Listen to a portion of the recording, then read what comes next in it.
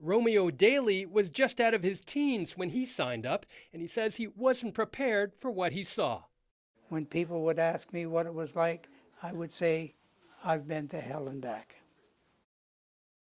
In 1950, thousands of North Korean soldiers, aided by the Chinese People's Liberation Army, pushed south and almost took the entire Korean peninsula. Soldiers from Canada, the United States, and 16 other countries fought to push them back, roughly to where the border between North and South stands today. South Korean photographer Rami Hyun is traveling the world to take portraits of surviving Korean War vets. While he admits it brings back painful memories, Daly agreed to be part of Project Soldier. Korea has been the forgotten war for so many years.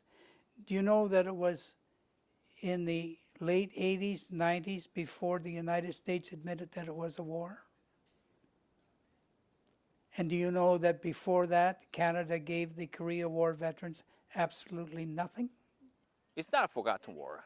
It's a forgotten victory. It's been a labor of love for almost a decade. Hyun began on his own, but now has a team. He covers all his own expenses and volunteers his time. He says he wants to honor their service. I realize that freedom is not free, and someone sacrificed paid for that. So far, he has portraits and documented stories from more than 2,700 veterans. But he says it's a race against time. Daly is one of his youngest subjects, and he's 91. We want to say to them, thank you for your service and sacrifice. If you remember them, they're not going to go. They're going to live forever. And he wants them to be remembered one portrait at a time. Philip Lee-Shanok, CBC News, Toronto.